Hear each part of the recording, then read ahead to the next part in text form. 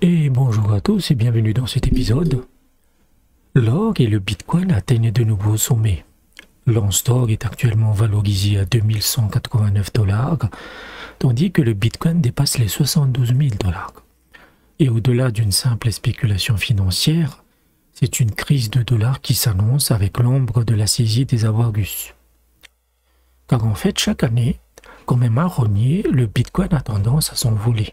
Généralement, on voit une hausse des crypto-monnaies en général en janvier. Ensuite, ça redescend en février. Comme le début d'année est très calme, alors les investisseurs s'amusent et parient sur des valeurs volatiles. Mais en 2024, il faut attendre le mois de mars pour le Bitcoin s'envole. Et on le voit dans ce graphique que les deux valeurs, là l'orange c'est le Bitcoin et le bleu c'est l'or. Donc les deux sont plus ou moins similaires en termes de tendance baissière et tendance haussière. Et l'or et le Bitcoin sont des valeurs totalement opposées. L'or est utilisé comme une valeur sûre pour protéger son épargne, tandis que le Bitcoin est utilisé comme un instrument spéculatif. Mais les deux fonctionnent en tandem en termes de tendance haussière, et les précédentes années, l'or commençait à monter, ensuite le Bitcoin le suivait à la queue leu. Mais cette fois, c'est le Bitcoin qui a pris le départ en premier, suivi par l'or. Mais surtout, il y a une grosse différence cette fois. C'est pas juste une hausse et une baisse, parce qu'il y a une différence majeure avec ce qu'on appelle les TIPS. Alors les TIPS, TIPS, c'est des bons du trésor américain qui sont indexés sur l'inflation. Leur raison d'être est d'éviter que votre épargne soit grignotée par l'inflation. Comme on est dans une tendance inflationniste, alors parier sur les TIPS est un bon moyen d'avoir de bons rendements. Et la ruée vers l'or s'accompagne aussi d'un engouement pour les TIPS, car les deux obéissent à la même faction. Ça vous évite que l'inflation détruise votre épargne. Donc les précédentes années, les investissements sur l'or et les TIPS étaient de même nature. Ils étaient similaires. C'est-à-dire que lorsque l'or montait, l'achat de TIPS montait aussi. Sauf que cette fois, on voit dans les graphiques que l'or est valorisé de 900 dollars de plus par rapport aux TIPS. Cela signifie que les investisseurs ne prennent pas l'or pour se protéger uniquement de l'inflation, mais pour se protéger d'une crise de dollars.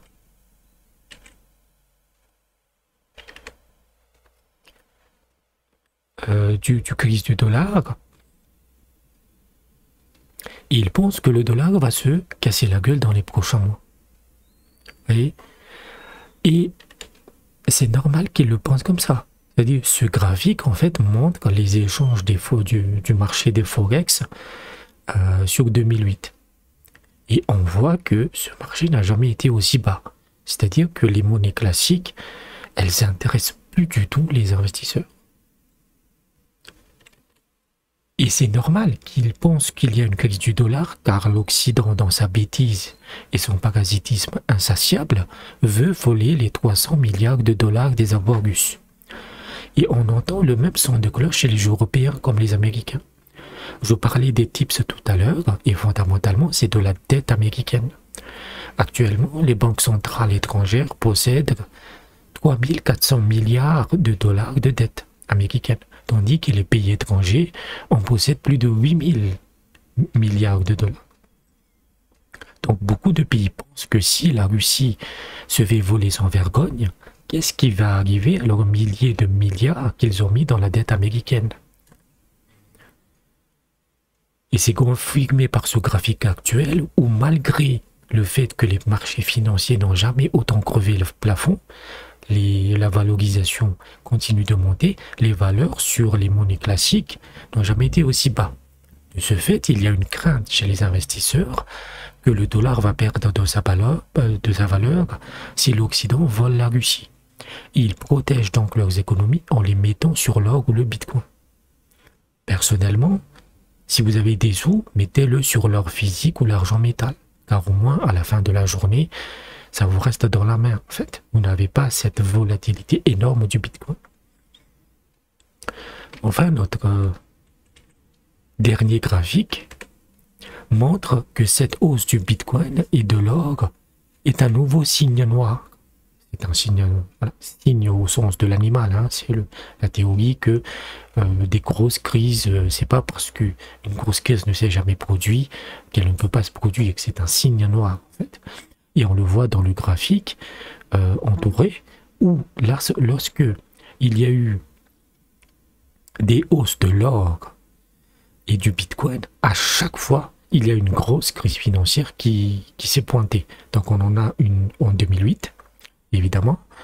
Ensuite, on en a une en 2012, qui est quelques mois avant la crise de l'euro. Ensuite, on en a une en 2022. Et enfin, on a maintenant ce quatrième pic qui se trouve en 2024.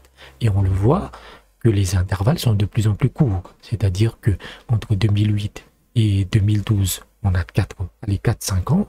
Ensuite, il faut attendre quasiment 10 ans pour avoir la même volatilité. Et maintenant, c'est uniquement 2 années plus tard. Donc, il y a vraiment... il